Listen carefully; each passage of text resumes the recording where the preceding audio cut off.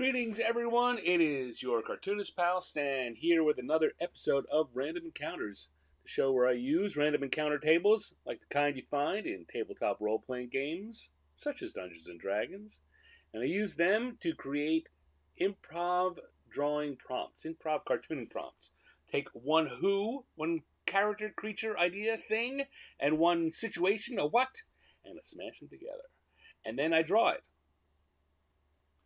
with whatever comes to my brain and yours, because anyone who's in the live chat room can, of course, throw in ideas or participate, give me suggestions, or even tweak it around a little so that we come up with something that isn't even on the table. That happens sometimes too.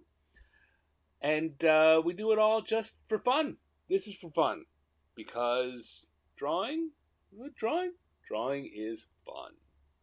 It is for me. Always has been my whole life, and I know a lot of people out there do too. Drawing just for the entertainment, the self-entertainment of it. And sometimes, I admit it's easy for me to say that because I draw things which are considered to be publishable. Who makes that decision? The publishers make that decision. But, there's lots of things out there, and there's lots of things worth drawing just for the fun of it, just for your own self-satisfaction.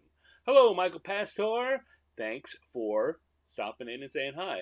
Am I talking about you? Well, I mean, not in particular, but yes, I'm talking about you and everyone when I talk about this.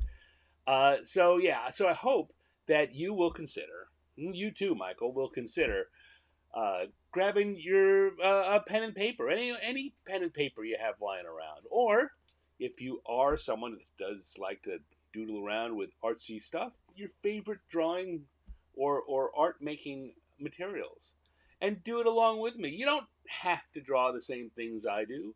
I'm coming up with these improv things to do that may not be your bag. What do you like to draw? You like to draw your cat? Draw your cat. Or just doodle. Draw for the fun of it. Get in there. All right, let's get in there. I'm going to grab my iPad, and it is logged in with the app Procreate, and I'm using an Apple Pencil. People want to know what the tools I use are. That's what they are. None of this is sponsored. Oh. And we're going to come out of there. We're going to come into here, and these are our encounter tables for the day. Yes, none of this is sponsored. I say that so you know, as I also do like to say, I'm totally open to sponsorship. If anyone does want to sponsor, I'll be your huckleberry. Hello, Patrick Delise. Thank you for joining. Michael says, it's funny, I said cat, that's what I've been practicing. A lot of people like to draw their pets. Or just animals in general. They are a fun subject. All right, so these are our tables for the evening. Let's dive right in. I'm going to come over here to my electronic die rolling app, and we're going to roll up a who and a what. So here we go. Once or twice, a third time. Our first who is 5, and once, twice, and third time, our first what is also 5. So that would be a gnome. Warming radiator. Sometimes it's a challenge for me what to write when I have a rough idea of what to write on here. I want to give an idea that is not too prescriptive, so there's room to interpret, to improv around. I'm going for seasonal stuff, so I thought warming by the radiator was what I had in mind here. Kind of an old-fashioned radiator.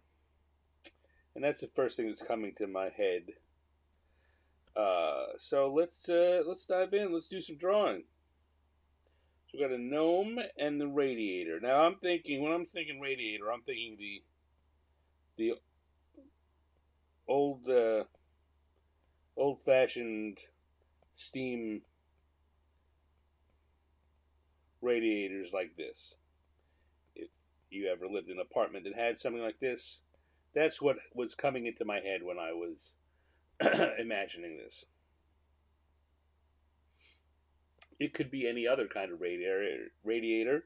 You could have, like, if I was doing a cat, I might want to do something with one of those compressed air, hot air radiators like that. Um, but and I can totally see someone taking this idea and using a car radiator, depending on what the subject they want to do it with. Whatever comes to your head. This is all about uh, this game, this this show, this idea of doing improv cartooning came comes from a an art game that I used to play sometimes, or we used to do in art classes or with groups, uh, where you present these ideas, and it's for practicing the process of ideation, as they like to say these days, coming up with ideas. Uh, so I'm going to use that as the rough for the radiator, and the gnome is going to be about the same size as the radiator. I'm going to make this a little smaller, because I'm also going to put a gnome on top of the radiator.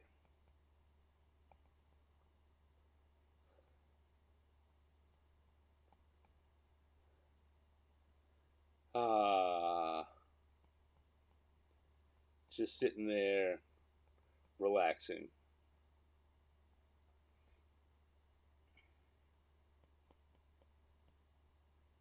And this gnome's going to have a largish beard.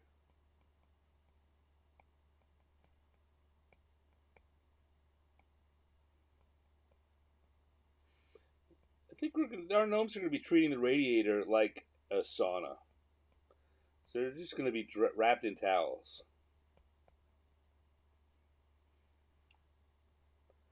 Um, why don't I put another one here, sitting in front of it?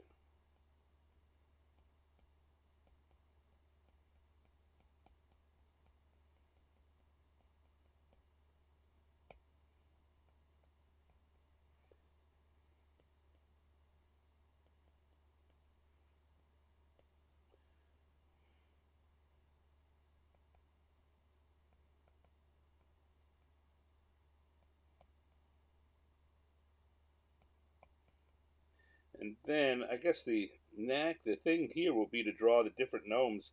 The radiator's a very simple shape, so getting these gnomes in.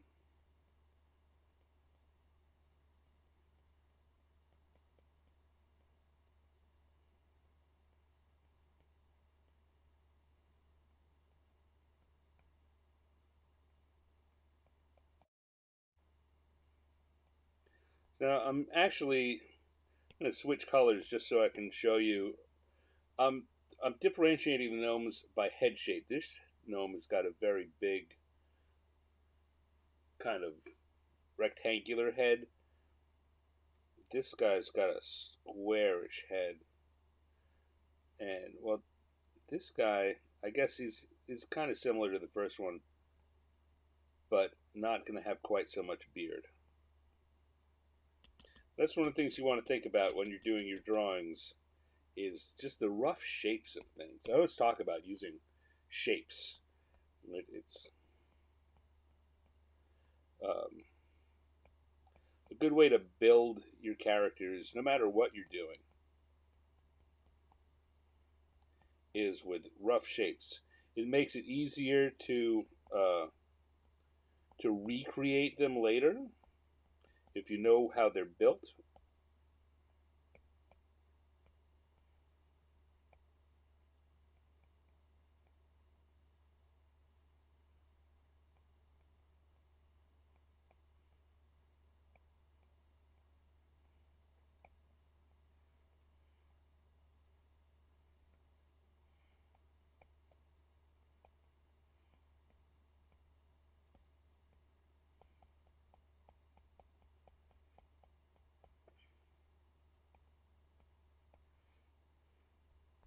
Okay, got my rough shapes in there. Let's do some drawing. Joke about a gay gnome bathhouse. Well, that that could be funny. I'm gonna stay away from from going that far with this. All right, let's go to our line, Slayer, and we're gonna stop in here. I'm gonna start with a big ear for my gnome. Gnomes have pretty big ears. This guy is gonna have. He's gonna have hair on top of his head. My other two gnomes aren't.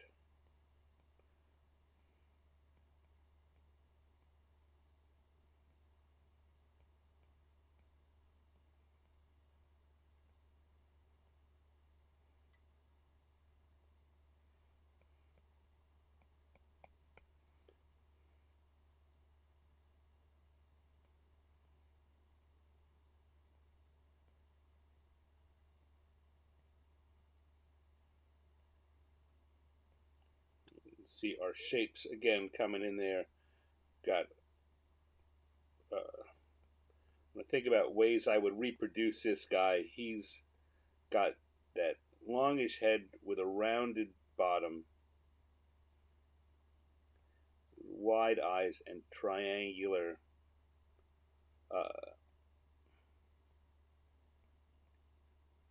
triangular eyebrows. So there's our basic head shape for that guy.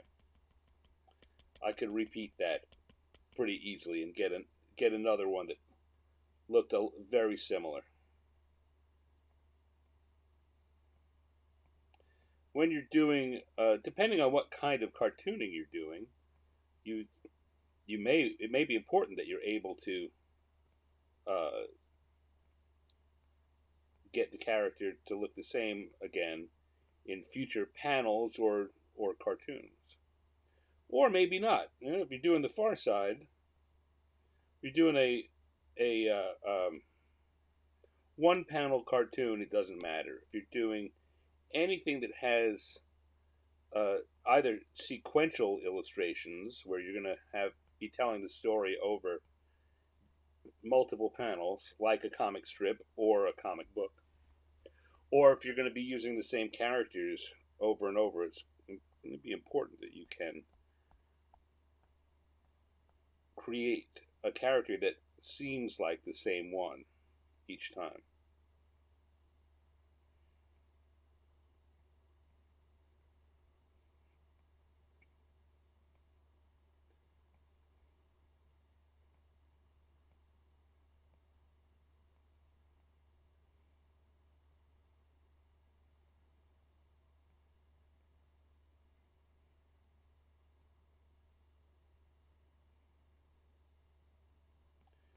Here, this little guy,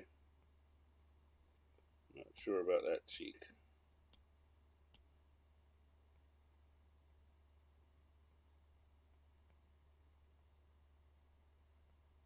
He's got a head. You can go back and reproduce that, right? He's got one which is kind of roundish with a jutted out chin. That's his basic head shape. He's got big ears on the side. His eyes are more large, and his eyebrows are squares. He's got that large nose. That's how I would reproduce him. Oh, and his signature is going to be that those sideburns for sure.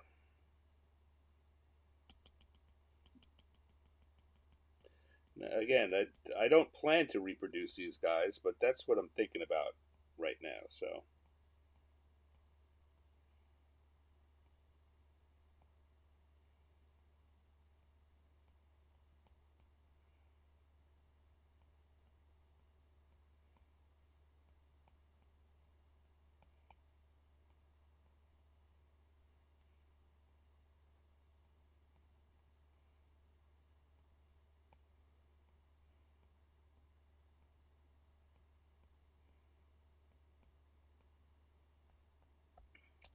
and our third gnome over here, what are we going to do for him?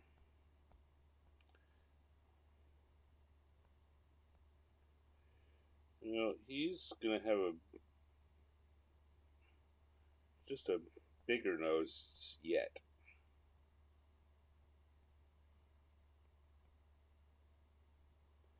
His eyes are gonna, his eye spaces are smaller, but the within his eyes is gonna be bigger. Again, just to give him a look that is reproducible, or it's not so much reproducible. Give him shapes that I know that what I'm working with, and that would be one of those things I hung on. I hung a hook on for him.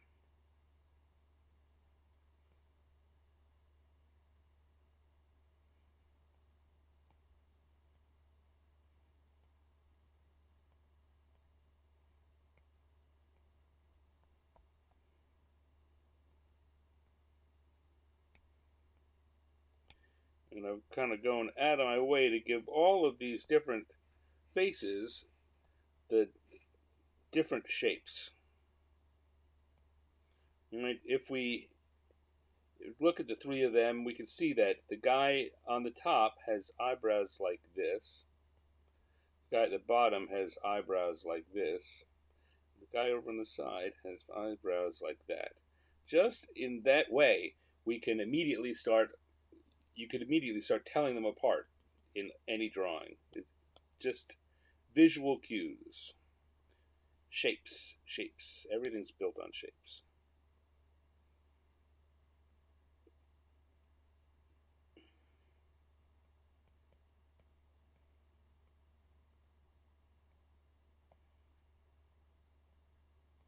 This guy's going to be a pudgier gnome too.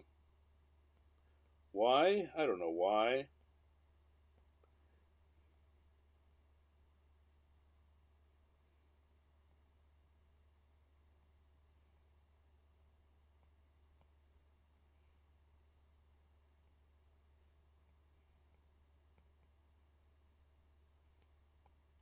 That makes that arm a little weird.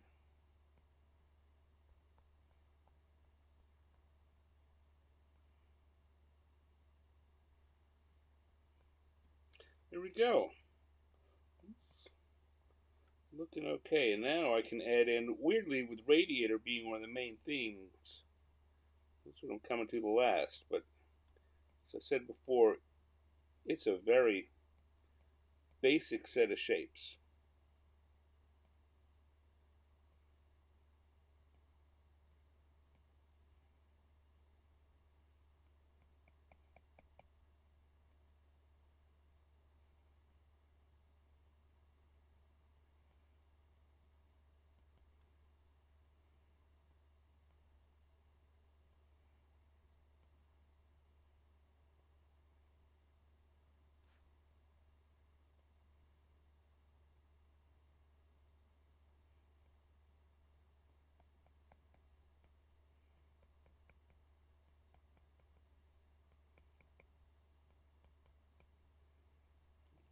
There we go. And if I turn off the sketch layer, we can see what we've got here. Where do I need some extra bits? Well, this guy's head is seeming a little incomplete.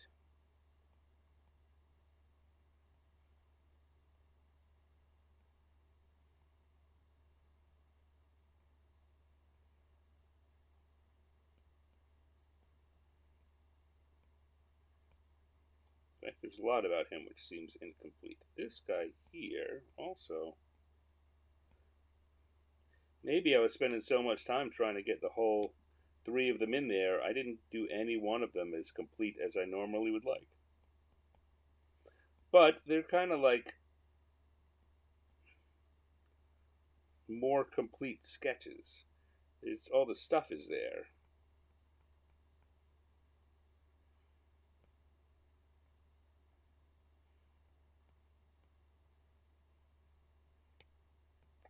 I want to get rid of the areas here where the lines don't look purposeful. Anywhere where it looks like it's scritchy because I wasn't sure what I was drawing.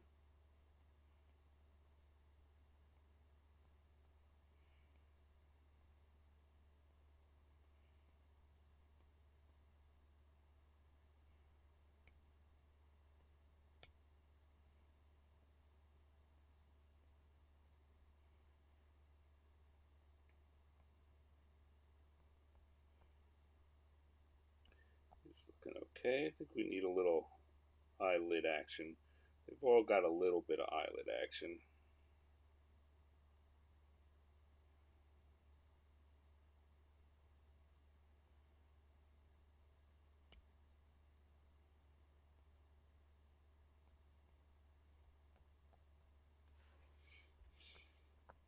And I guess I think I want to do a little steam.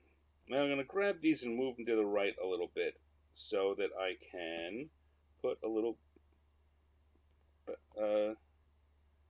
gout of steam. Whoop, didn't want to do that. Undo that. Undo that.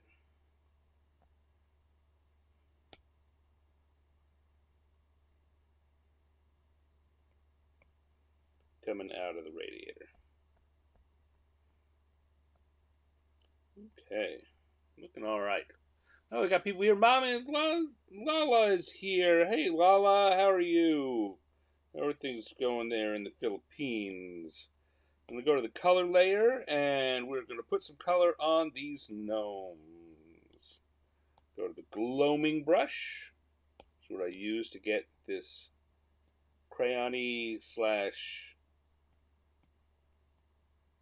markery effect.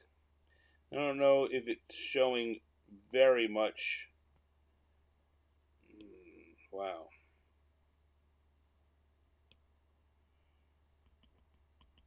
On the what you're looking at, I've made some changes to my system here. Uh, this is not going to mean much to anyone who's not already doing art of some sort, but I had been doing all my coloring or having my file set up in RGB style, which is a color, how the colors are made. I really don't want to go into the details. I'm likely to get some of it wrong, and it doesn't really matter. But if you're doing stuff for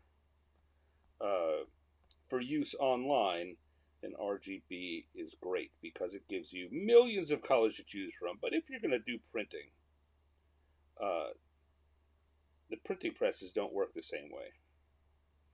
And so you want to do what's called CMYK color.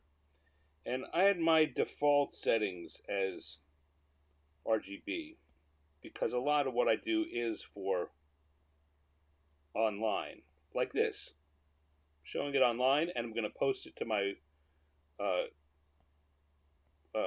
social media sites. All of that's online stuff. But more and more, I'm thinking about uh, gathering things into print versions. I just did the calendars recently. And if you've got RGB colors and you go to print, sometimes you get weird results. And I'm looking to have my art just be ready for, be more print friendly. So I'm going to be doing all my coloring in CMYK mode from now on. But that means that the color wheel that I'm working with when I tap this thing is a lot more muted. There's a smaller range of colors, and I've got to get used to working with this. Uh, it's just a matter of getting, as I said, getting used to what things are and how to get the effects that I see in my head to come out on the screen.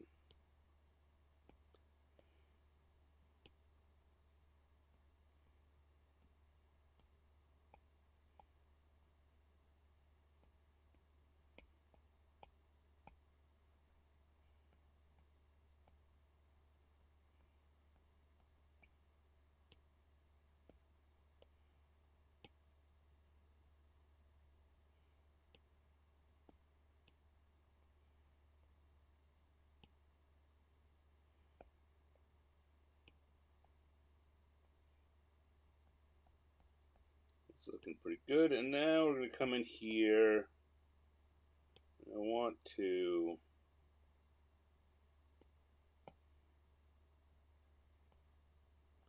do the radiator.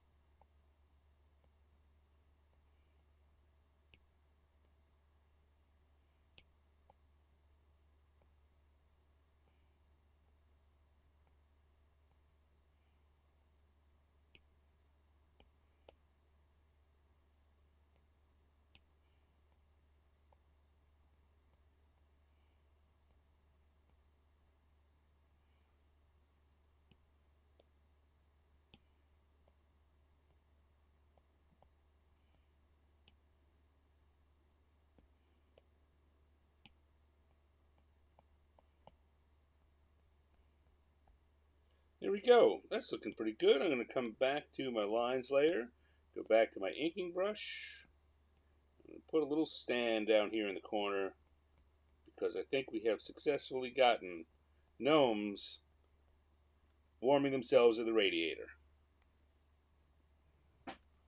Gnomes by the radiator. First drawing of the night. Woo-hoo-hoo, done. Okay, let me see what's going on here. Lala has shown up. It's the first drawing, Lala. First drawing of the night. Michael says I figured out a way to make a random color generator using D10s and CMYK values. That's interesting. That's very interesting. I would be curious to know about that.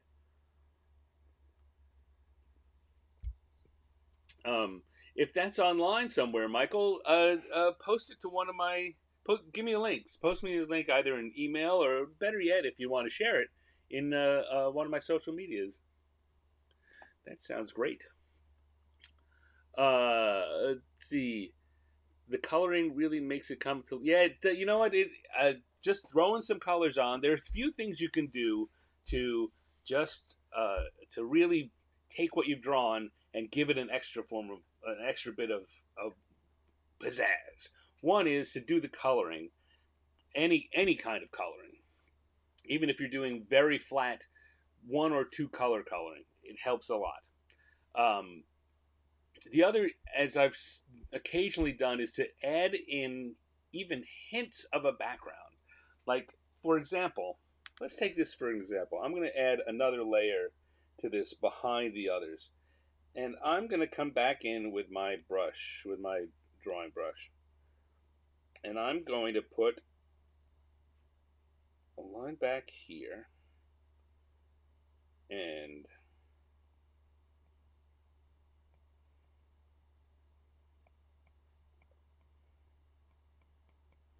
a few lines over here to make it clear that this is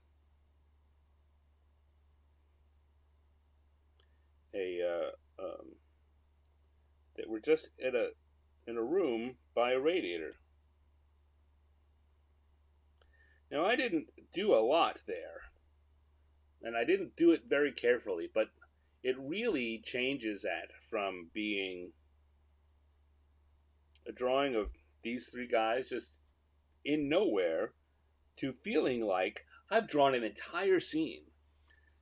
Your brain is going to fill in a lot of those other details and tells you, once it knows what's there, it creates that whole atmosphere. So this feels like a lot more complete, a lot more detailed of a drawing when all I did was add in a few quick boxes. So just like the colors, adding in little hints of background will do a lot. Yeah, you know what? I'll leave those in there. Those weren't intended, but the gnomes they've now gotten themselves the rest of a room. So, type it for Michael says he'll type it for his blog and give me a link. Great, because that sounds fascinating to me. What was I gonna? Oh, I was gonna say that I do this actually every week. I'm gonna pop out of looking at this in a second.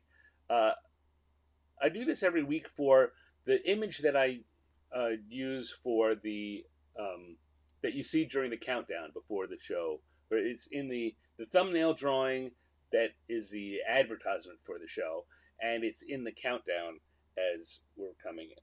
And what I do there is similar to what we were just talking about. I have the whole background is just done with one or two colors. You don't have to put a lot of effort into getting those details in. All of these drawings, in fact, I'll go back and show you a few of them, have, or most of them, I will have the main characters that are in full color, and the background is just done in two or at most three different variations of the same color. In this case, it's blue, but You understand it. Your brain understands what it is because of the context. Here's another one. These are green. These are all versions of green. I think I've got 4 different ones on this one. Here was a light blue or a purple. But so you can use very simple coloring and uh, with very limited shades, and it gets you a lot. There's a lot for your picture. Anyway, let's come back to the drawing here at hand. Those are our gnomes warming themselves by the radiator. Uh, Lala is so good at this. Friends, don't forget to hit the like button. I always forget to tell people to hit the like button. um, is that I did not show the calendar. I can show the calendar. My 2025 calendar, which is from my Wednesday show, the 50. Let me cut back to just me for a second here. From the 50 years in the dungeon, that's this calendar here. Woohoo! With the drawings that I do on that show, which are cartoon homages to classic D&D drawings. I did a Kickstarter for this, and it finished up, and I'm now in the midst of shipping these and getting them out, and I am at the point where I'm about to know how many extra I have, and so these being calendars, we got to get them out of the people's hands quick. So I'm going to be putting them up for purchase somehow with the ones that have extras. It's another also a postcard style desk calendar version of the same thing. That's what those are. But they were not in the drawings that we were looking at before. Hello, Linnea. Okay, let's come back here. And let's go do a second drawing. So I'm going to come here. I'm going to turn off round 1 and turn on round 2. And turn on our random encounters charts, our tables, one more time. And let's go roll the dice. So we're going to roll the dice one more time, once, twice, a third time, and 2. 2 is our next who. And once and twice, a third time, 2. We're getting double pairings here. 2 is also our next what? 2 and 2. That's a T-Rex piano player. Okay. All right. T-Rex piano player.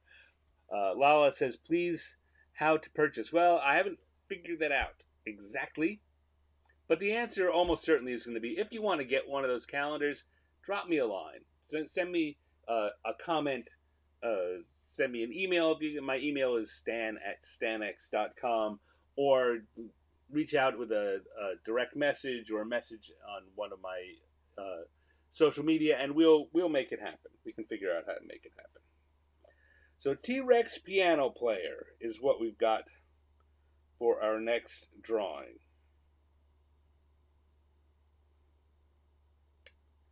I've got everything set up right. He can't reach the keys. Exactly. That is for sure going to be the source of this gag. So I'm thinking, okay, I'm going to zoom in here so we can do. I'm thinking we're going to have a big, like, concert piano and a T-Rex here sitting there with his little arms looking at him and worrying that he can't reach the keys.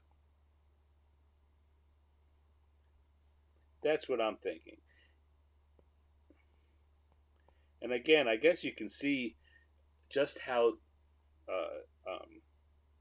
the shape thing works. Now, if I start working on this a little more, you'll see that the piano begins to come into focus. The T-Rex also. But these simple shapes are how I think about drawing anything. Probably have my bench to sit on.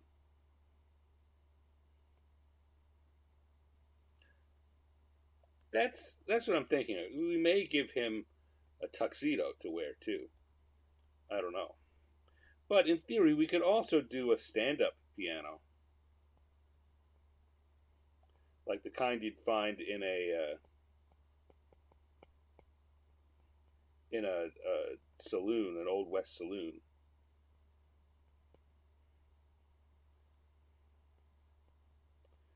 And the T Rex could be here. We could be playing, we could have him playing the piano, and he's got to put his head up so that he can get to the keys.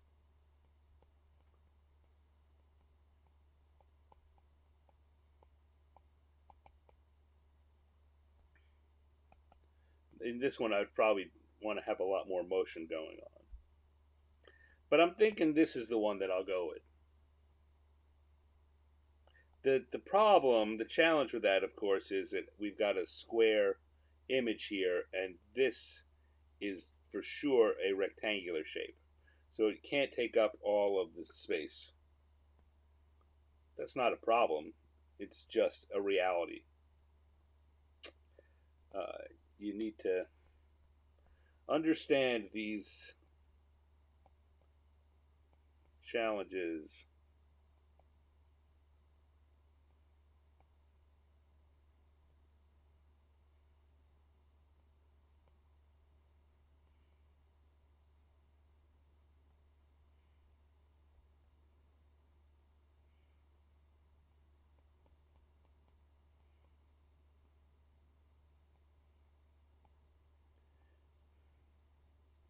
If you understand the limitations of what you've got, then you can immediately start making plans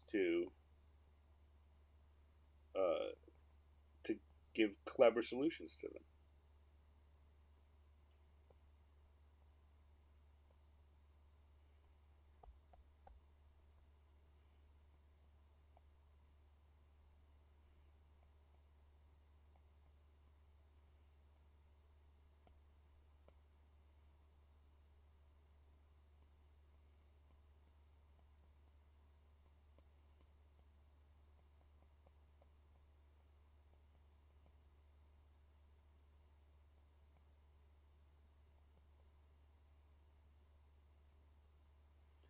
I'm trying to think right now how we were talking before about how the various shapes will help. His head is going to be the same no matter what. We can figure this all out. His arms are going to be out like this. Now, what I want to do is figure out that the key to his expression are going to be his eyes. Right? If he, in big eyes like that, he looks very surprised, maybe worried. If we kind of put it off like that, he looks frustrated.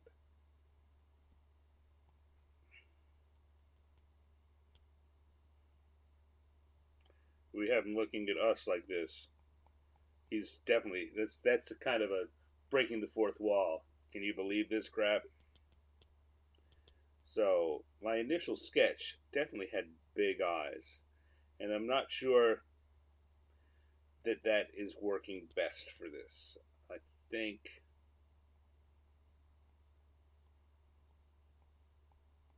this flat line on the bottom gives that kind of worried cheek look to it.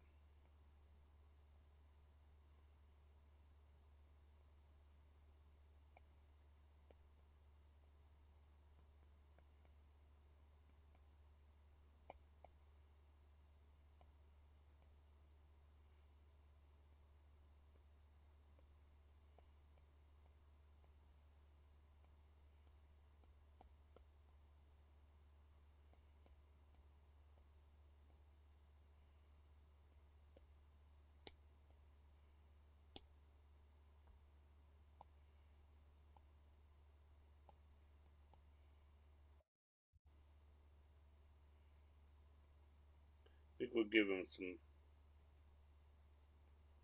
sweat bullets.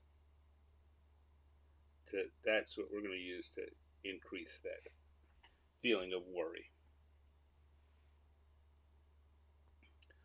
Michael says, "Take the break the fourth wall look towards the audience, and you don't need dialogue. Yeah, well, I think either looking down like this, so he's looking down with that look and the sweat bullets. That'll do it. I think also you're right. If he's looking over at us, that does the same kind of thing. Maybe I'll go with that. I don't know. I'm thinking about that. We'll figure that out last. Again, because the rest of this drawing uh, comes together and doesn't need that, we can figure that out last. So let's go to our lines layer and start doing some inking, shall we?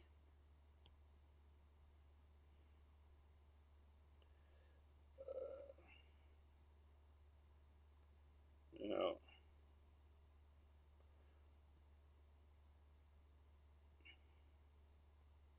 if you have any opinions or preference on this, put them in the chat while I'm working on this part, and you can have a say in what decision I make at the end of how we're gonna work with that eye.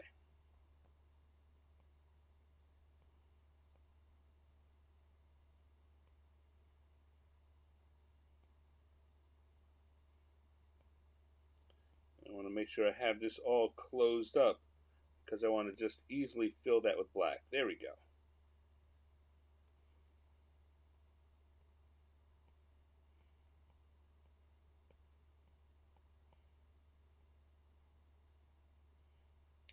Now, I'm going to actually come in here and draw with white just to give a little.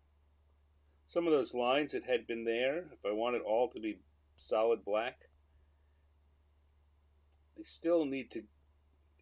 Uh, what am I trying to say? You can draw with the negative colors. Right? We want those lines to be there, but if everything is black, well, you draw with white. Okay. I'm going to exaggerate even more how tiny his hands are.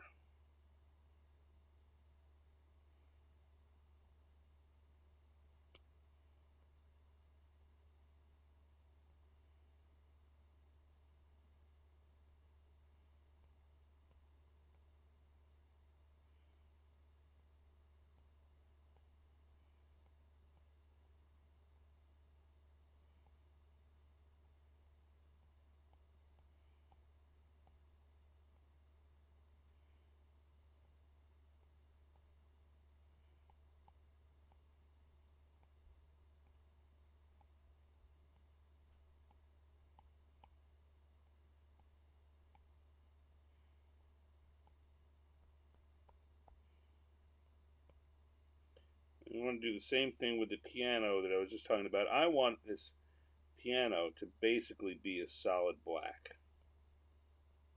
or at least this side of it. I think that the side facing him,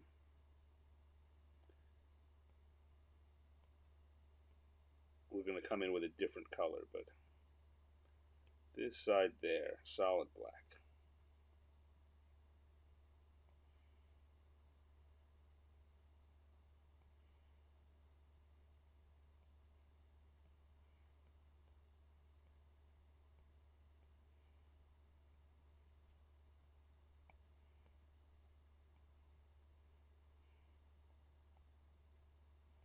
We're going to have sheets of music that he's looking at.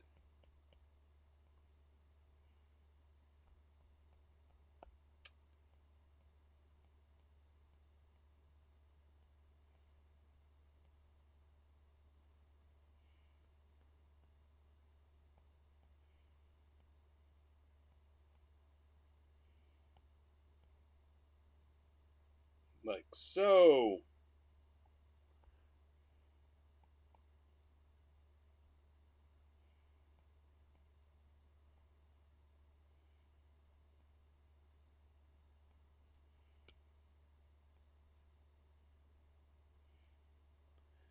And I'm going to do a little negative drawing here just to make sure that it's clear that that leg back there is in the background. No, it's not working. All right. And what else do we need to do? We need to do the top, the piano top, which I'm going to also want to be solid black.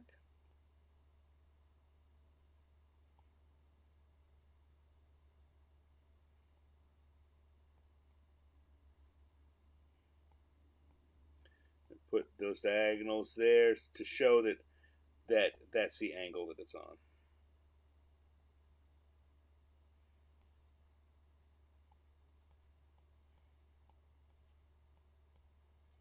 Those aren't working well. Got to be a little careful. What I want to do, again, you want to be sure that when you put lines down, they, I often say they don't have to be correct, but they can't be so wrong that they draw the viewer's attention away from them. And this inside the piano lines that I had were not working. They were going to draw attention to themselves. All right, there we go. Tell you what, let's color all of this and then do the eyes very, very last. Take out the sketches, see what we've got here. We need a little more work. Places I didn't quite finish up or that aren't reading quite exactly like I want them to.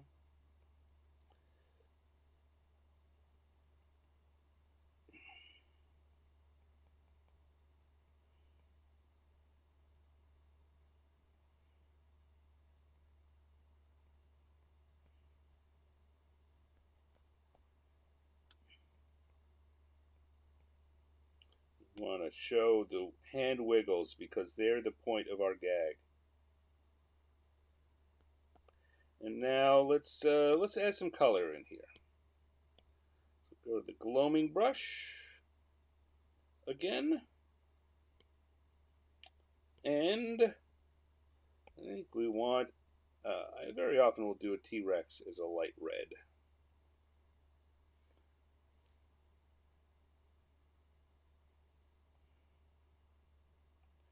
It's maybe a little too light.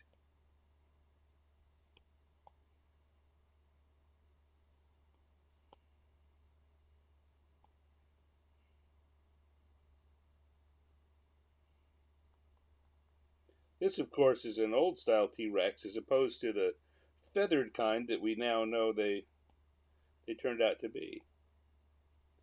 This is like an old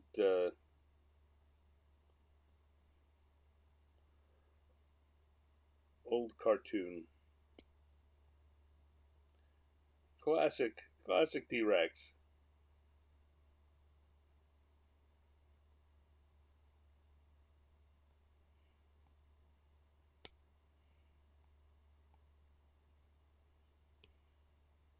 We use a light blue for the sweat bullets just to highlight them a little. We come to this faux black, dark blue.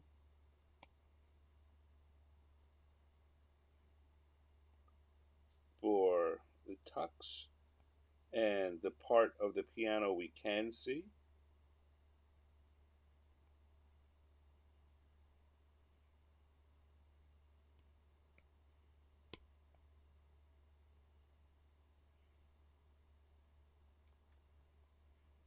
Little lighter version of that for the underside. I think I want the inside of the piano to have more of a wooden look.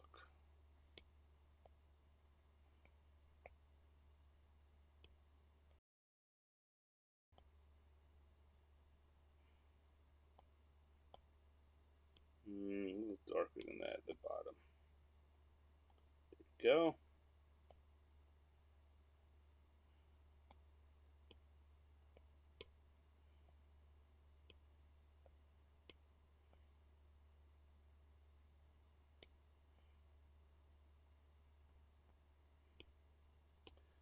didn't give the color to his fingers.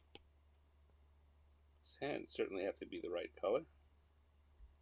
All right, and now I'm going to add a little bit of shading.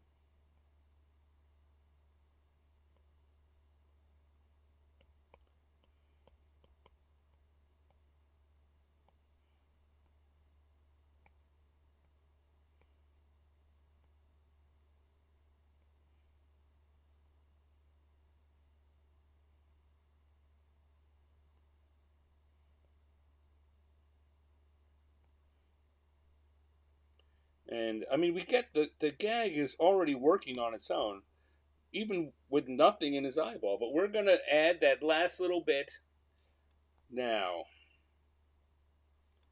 So I'm going to come back up to our lines layer, go back to my inking brush, and let's see what we got. We can have him looking down there. We could, so let's have a look at that. We could have him looking down there like that. We could have him looking a little even more. The small eyes definitely gave the panic more than the larger eye. We could add that's like a little twitch to accent it. We could also have him looking out at us, with or without the twitch.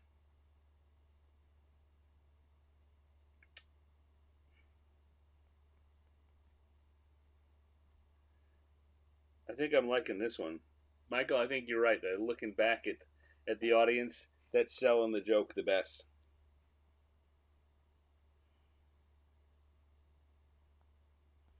And that being the case, I can just come over here and put a little stand in the corner, and we have ourselves a T-Rex playing the piano, or trying to. And that's our second drawing of the night. That tux is styling, says Michael. It is. He's looking good in that tux.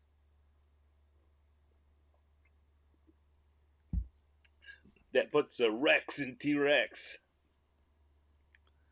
The tails are a little redundant. I kind of like that. I'm putting them in there. I thought that was kind of funny.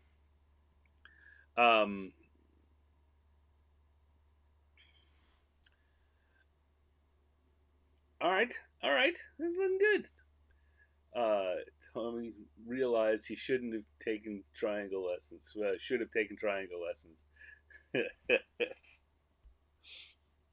How are y'all doing? Did everyone have a good Thanksgiving?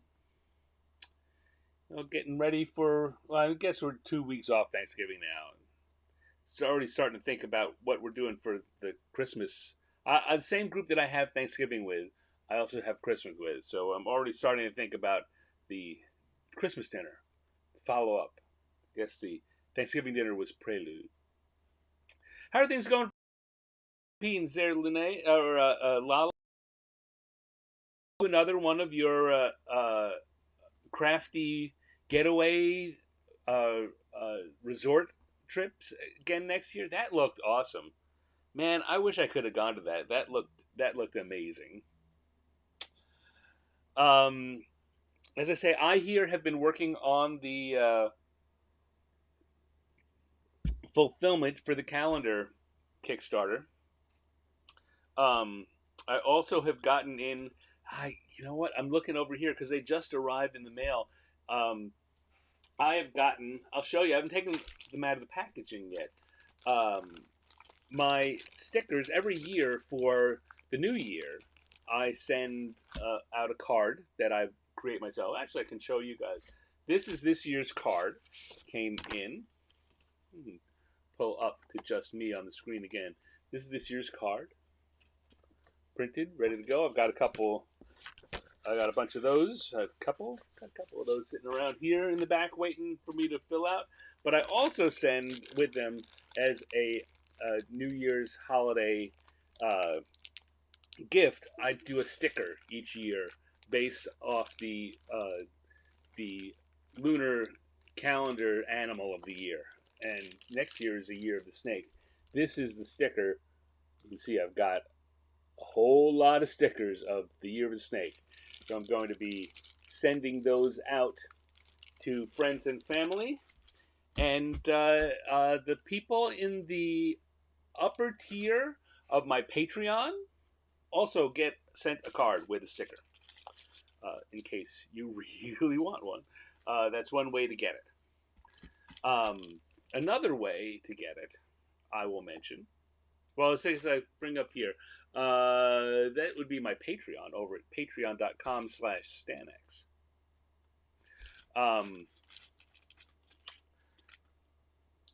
That's going on. And you can join that. Like I say, if you're in the upper tier, you get a physical card and a sticker, and the lower tiers get a digital card and my thanks every day of the year. However, there's another way you might get this. I've just started a new thing, a new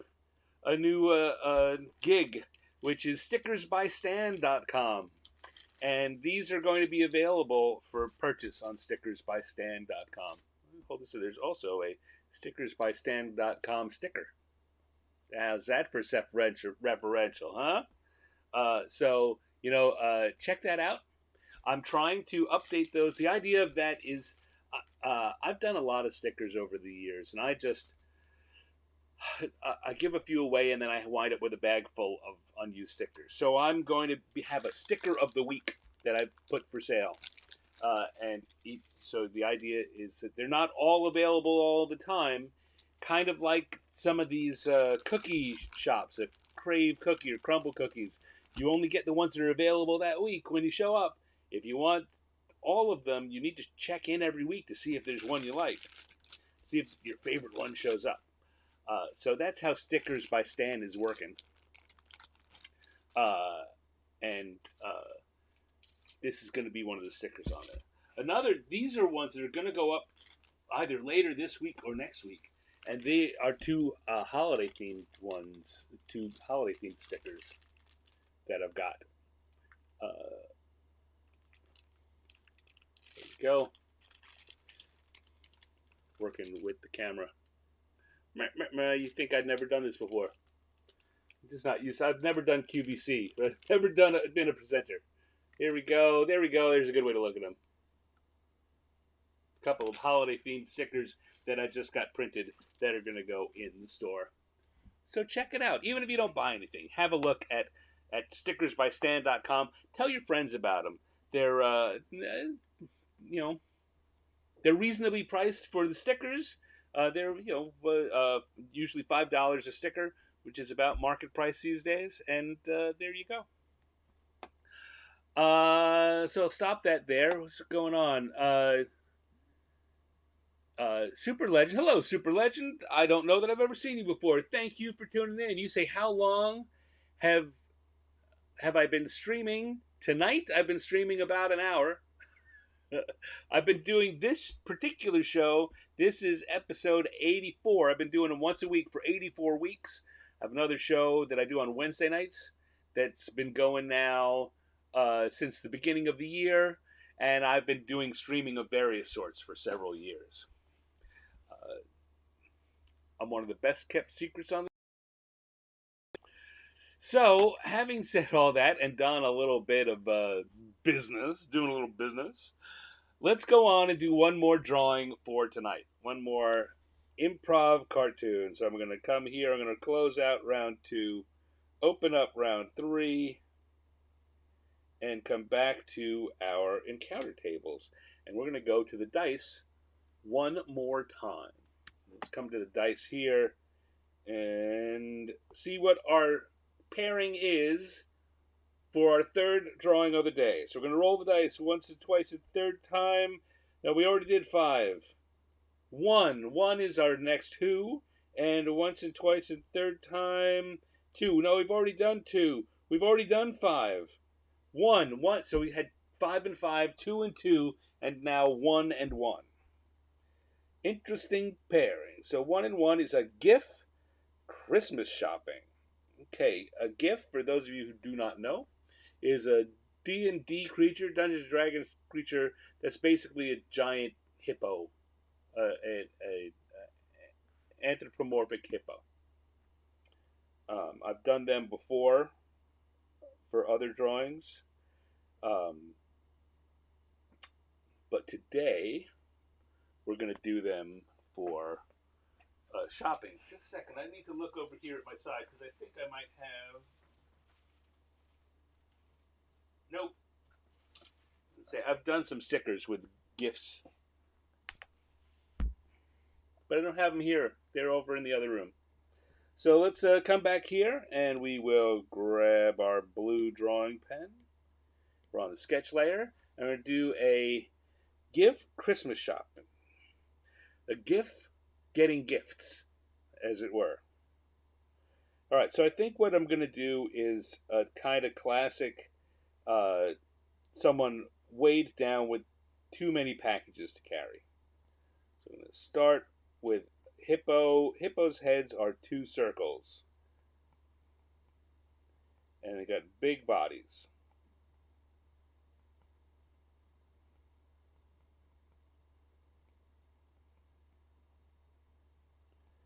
Now, I often will talk about the fact that the posture does a lot for your drawings. A guy could just draw the pit both standing and straight up and down, but what I want is a feeling that he's a little off balance. So I've got one leg coming back this way, the other leg also going this way, and the foot up. So this is going to give this feeling of being off balance. And he's going to have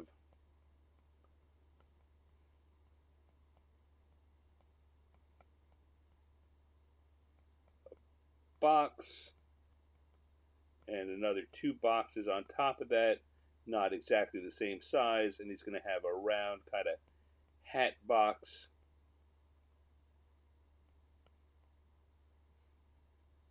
And some other boxes which are going to be tipping.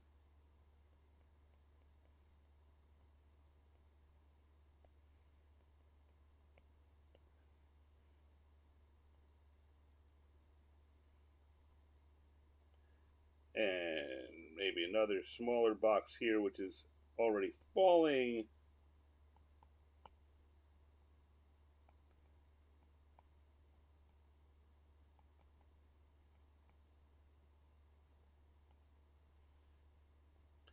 There's our roughest drawing of what we got going on here.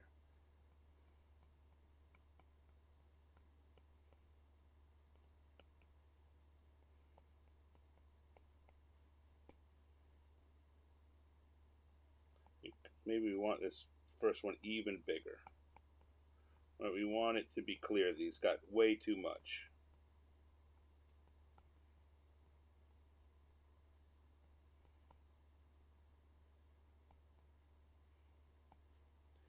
All right. And I think I want to give him. Now the question becomes how I want to dress him.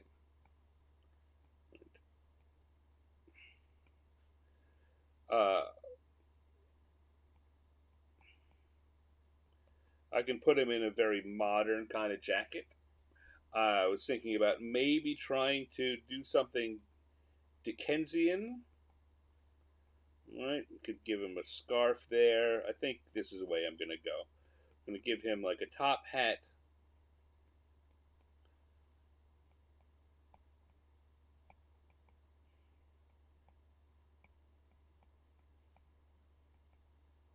And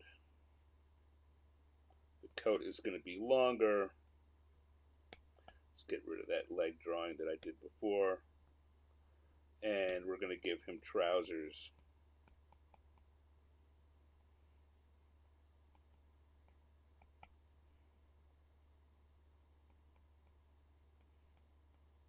Like that. That's looking good.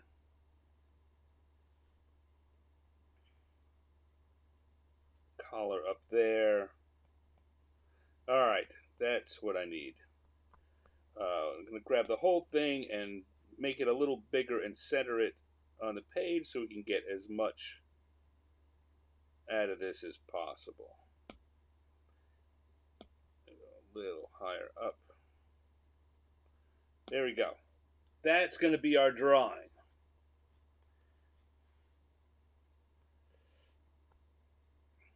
We go to the lines layer. And now I always say start with lines you are most confident in. And I think that I'm most confident in these eyes.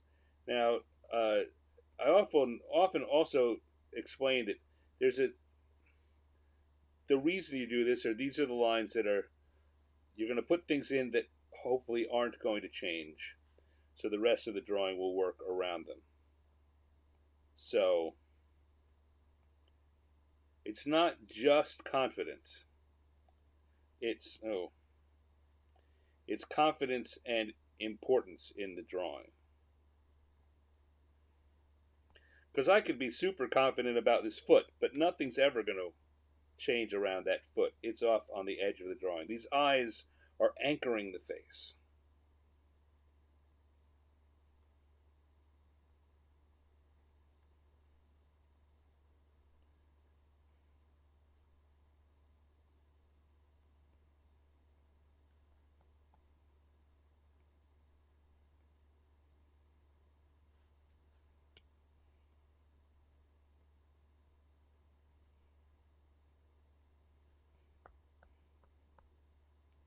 There we go. And now his nose, his nostrils here don't have to be filled in black the way his eyes do. I'm also not as sure about them because they're going to get interfered with by the presence.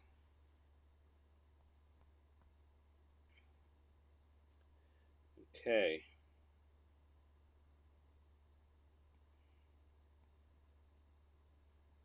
Oops.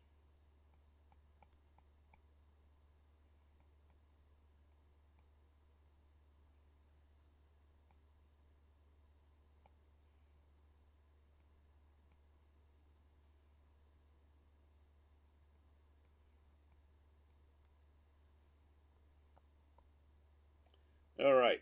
So I'm going to do here, going to get the hand, and then now we're going to get to work on the presence.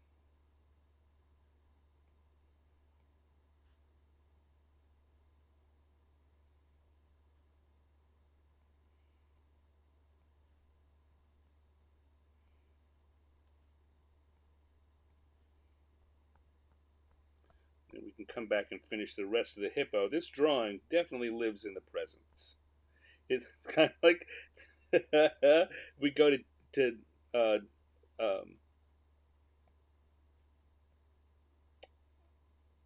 A Christmas Carol, since we're going a little Dickensian.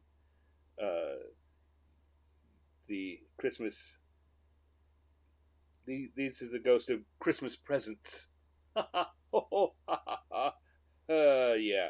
Um, some jokes are not really worth it.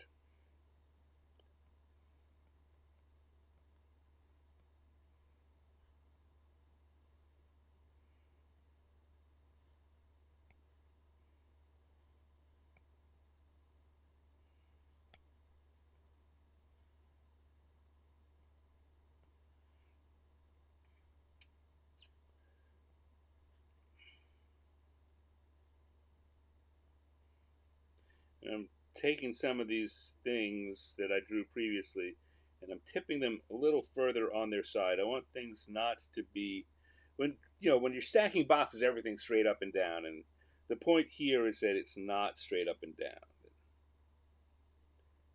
He's losing it.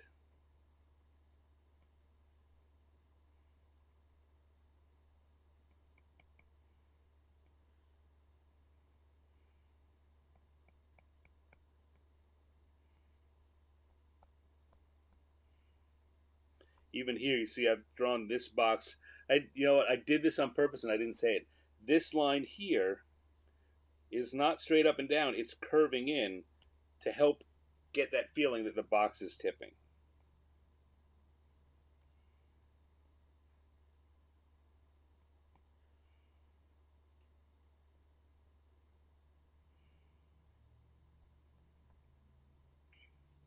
I think even more so, I'm going to draw that line here.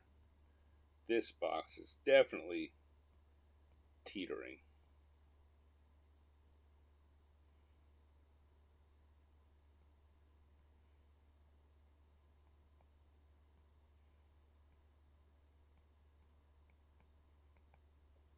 That looks like a wrapped loaf of bread to me, but that's okay.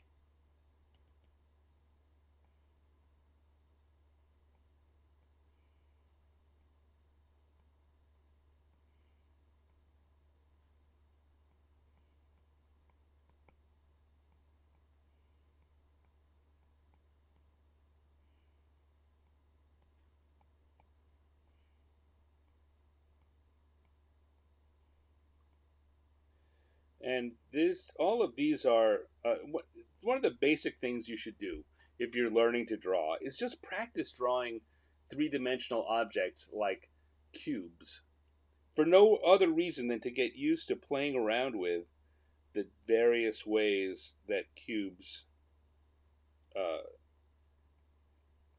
move in 3 dimensions.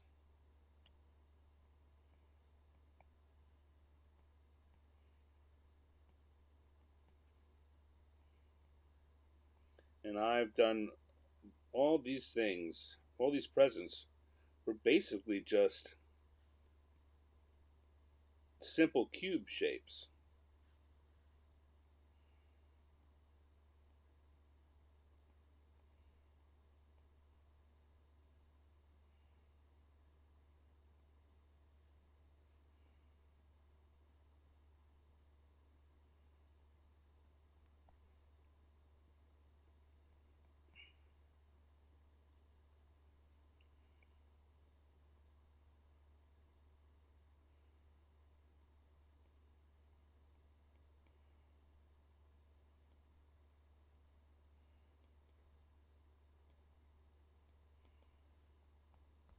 Okay, now that we've done that, I can put this other hand in and the arm,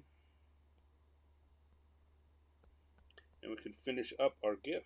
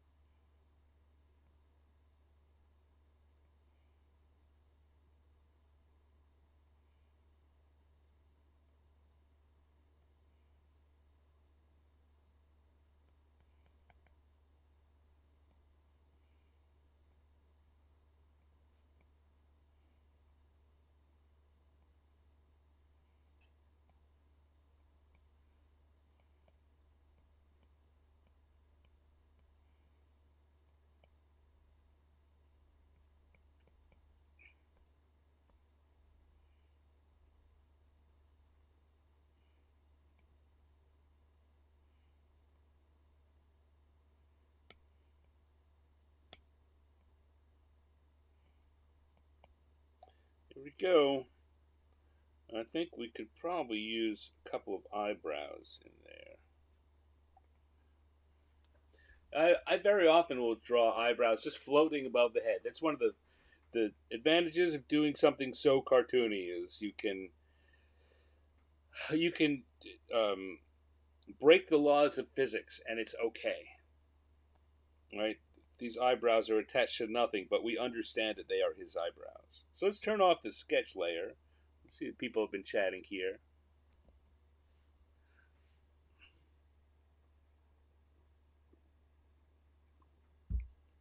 Oh, we got some good hippo puns going on in the chat. And I need to finish up, come back in here, and now that I've turned the sketch off, see where the drawing could use a little bit of cleaning up before we move on.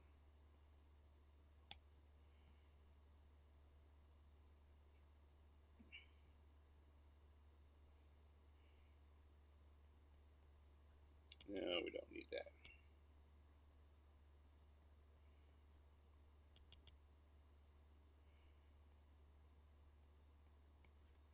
That would be useful. No. There? Yeah.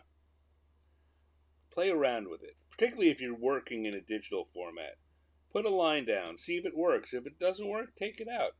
If you're drawing physically, well, you know, with the physical media, you can do the same thing when you're in your sketching phase. If we're working in pencil, put it in there. If it doesn't work, take it out or ignore it. When you go back to ink the final version, just don't ink over that part.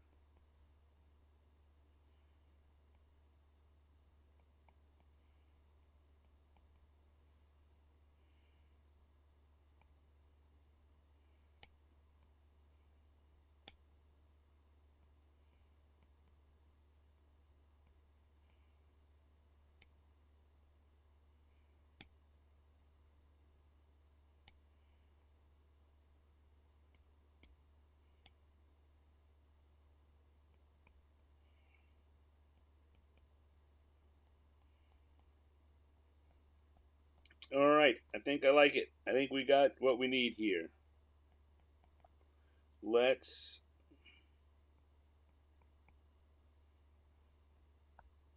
let's come back in and time to do some coloring.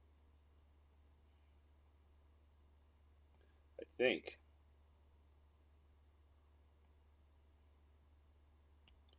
I'm realizing we probably want the other side of the scarf, the other up too. Okay, great. So we're going to go to our colors layer. We're going to go to our gloaming brush, and I'm going to pick a blue-gray for the hippo. The Giff. I keep saying hippo. That's, you know, the reason I do is although they come up as Giff and I think of them as Giff, I know that anyone who's not into D&D, all they are is hippos. You don't have to explain what it is. Unlike some D&D monsters, you can put a Giff out there and everyone's just going to accept, okay, it's a hippo. And all of your no, it's a Giff. It's like a hippo, but it's all right, it's a hippo. There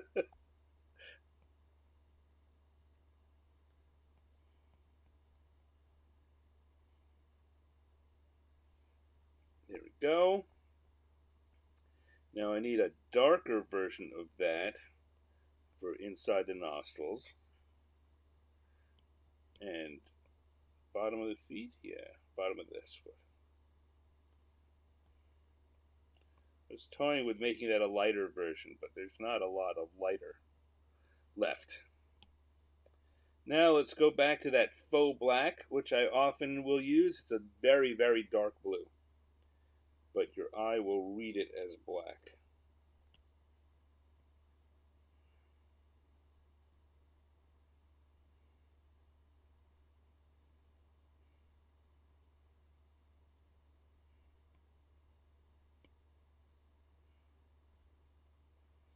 And I'm going to make that a little bigger so it's easier for me to cover large areas. And doing this shape within a shape drawing that I do, you want to make each shape you're doing one pass. You don't want to pick the pen up while you're drawing it. That's what will make it look like a single shape.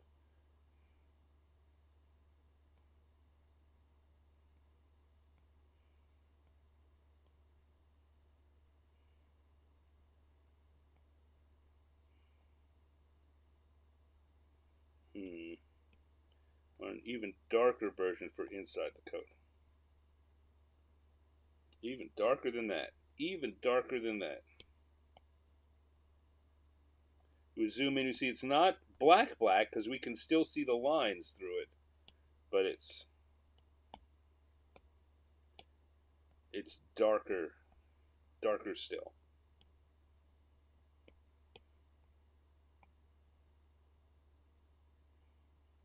And then we'll give him a red scarf. Fashionable red scarf. I've been thinking about whether I wanted that scarf to be red or kind of a green plaid, but I think that the red is just looks sharper.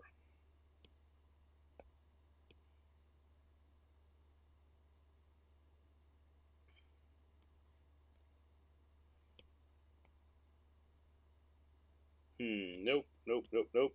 That color is too close to the color of his skin. So maybe what I want is a purple. It's a gray that's based on a purple instead of a blue. So it's very similar, but because its base color is different, it reads. It definitely reads different. You won't mistake those two colors for the same thing.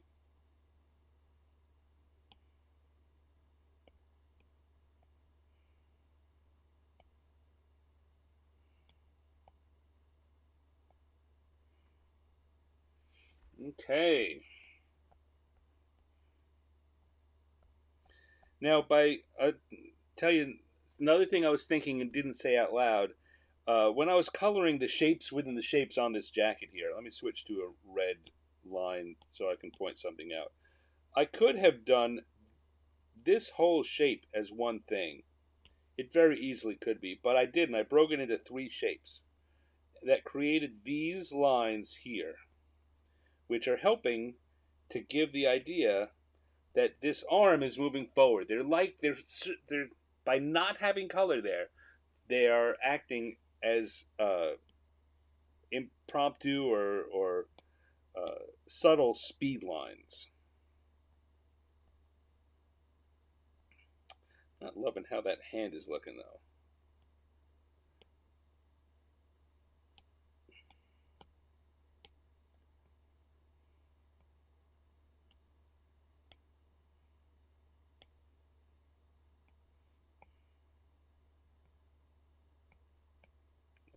Okay, and now, and now, and now. I want a little brighter pink. I say I'm still learning how to use this particular color set. Now I want to start playing with the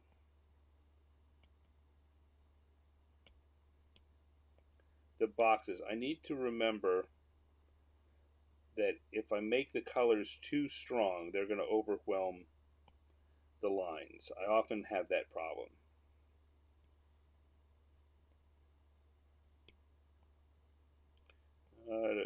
Tone them down just a little bit. All right.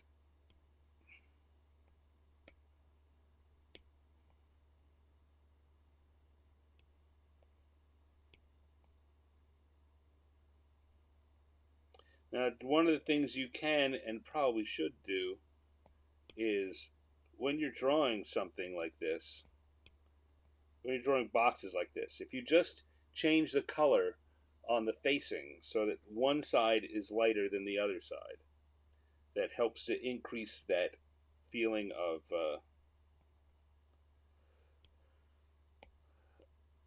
three-dimensionality without you having to do much extra.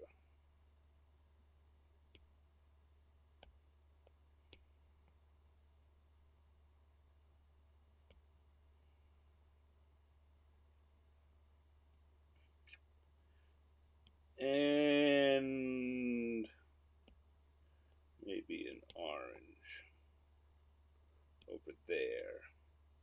I'm just grabbing different colors so that we have lots of different colors of boxes.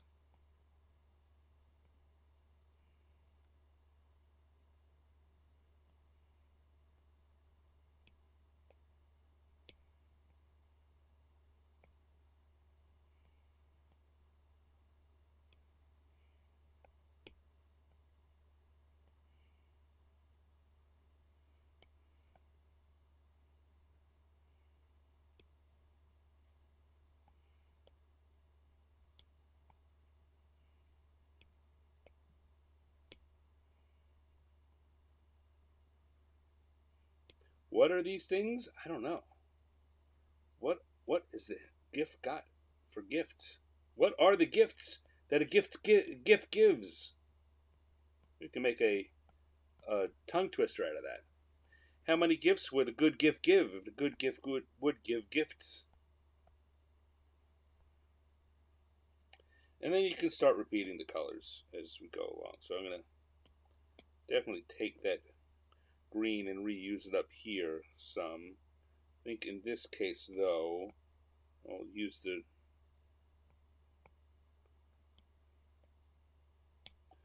darker one as the main color. And grab this lighter one for the bows. Grab the red again.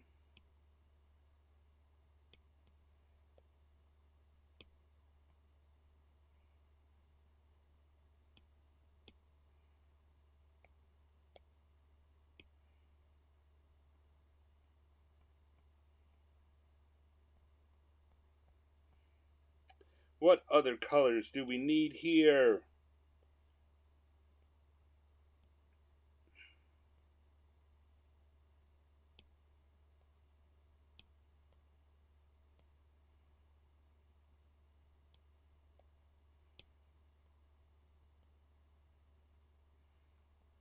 And one more. Let's go with a pure yellow. We'll reverse that red version. We'll have a yellow box with a red ribbon.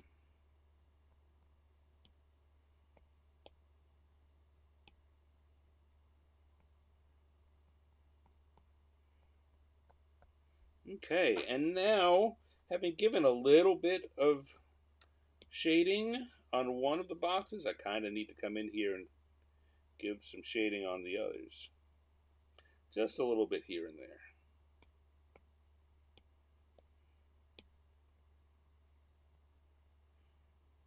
Particularly on whatever side, you know.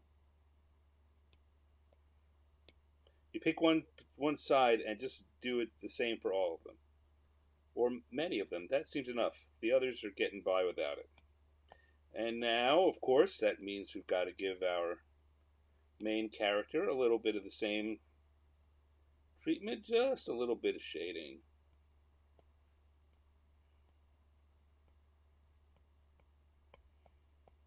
To help increase that feeling of three-dimensionality and texture.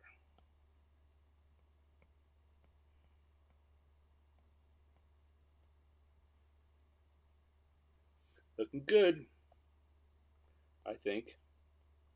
Hope you think so too.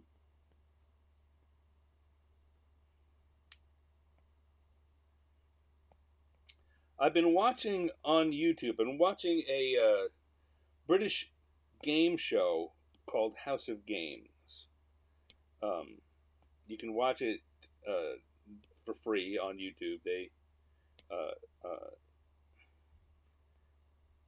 doesn't really matter a lot of the details, but the reason I'm thinking of it right now is I like the way the host spends spends time to talk to the audience at home. Did you get that at home? Very good for you at home. What do you think at home? Do you think it's something like this? And I've been watching that and thinking I need to remember to do something like that, to do more, to refer to you find folks that are watching both live in the live chat right now and anyone who's watching later on. I think it's a very engaging thing that he does. He does it quite well. It's not like it was a big surprise, but he really works it in very smoothly, where he talks to the home audience.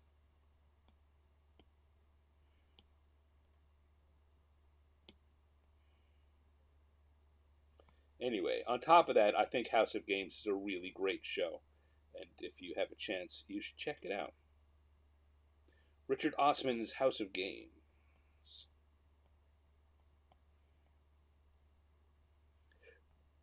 And what do I need? I need some kind of light blue here, because the whites need some too. All right, there we go. It's looking pretty good. I'm going to take the whole thing, drop its power just 5%, 10%, 5%. There we go. Pull the colors back a little bit. 8%. And that'll do it. Come in here and we will put a little stand. Well, first of all, I want to clean up some of these little dots. They look so messy.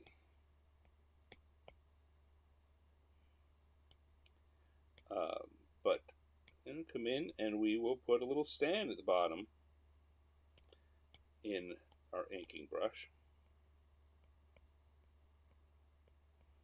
And we've got ourselves a Giff giving gifts, going holiday shopping.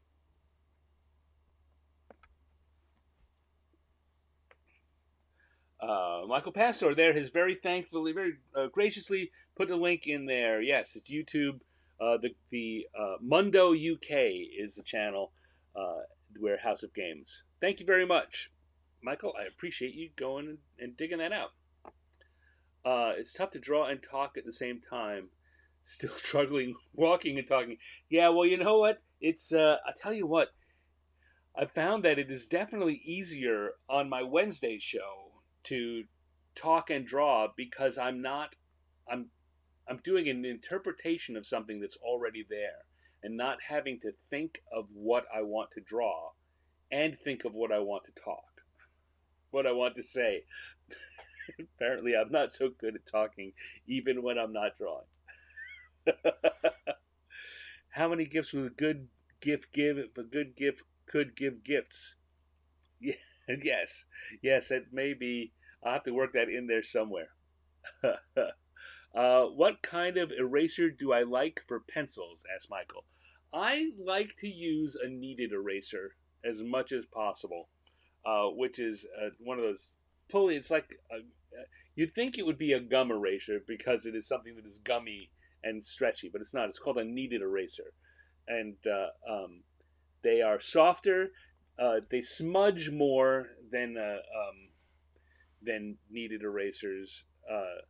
But that's what I like to use. And then I have a hard pink eraser that I use for things that are stubborn and don't come out easily with the kneaded eraser. Kneaded, yes, Michael. Kneaded, kneaded.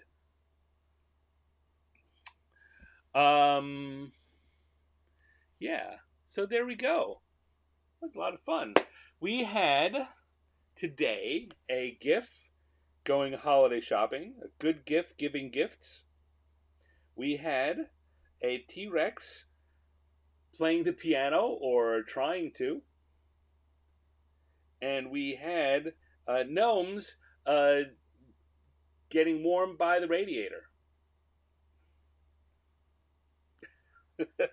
And that's what we did today on House of Games. I mean, on Random Encounters, improv cartooning.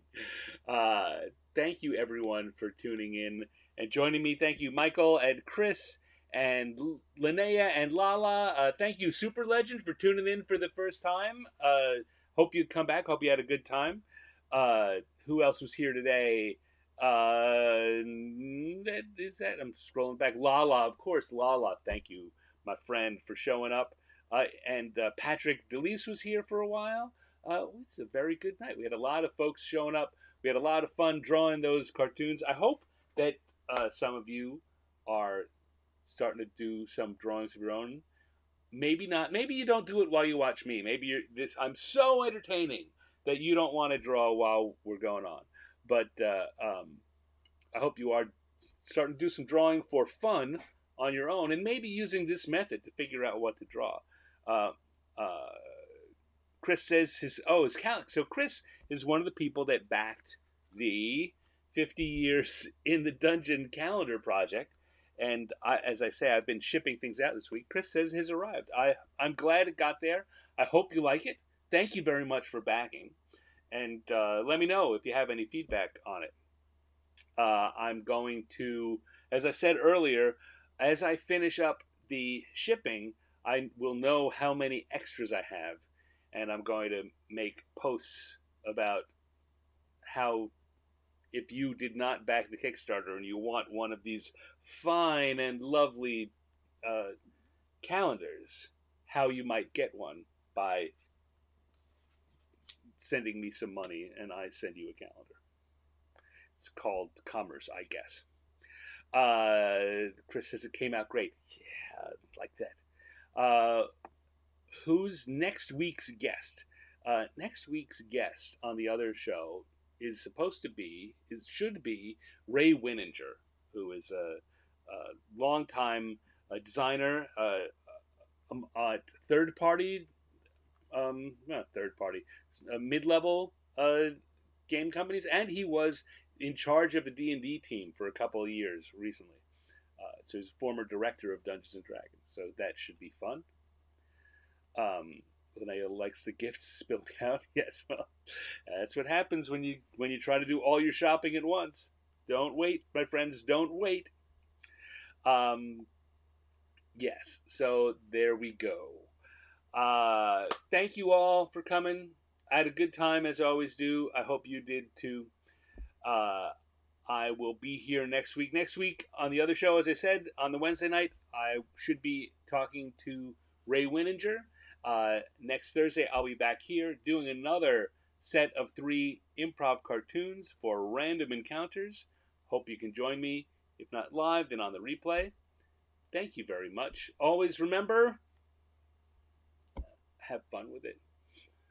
Take care, everyone. I'll see you.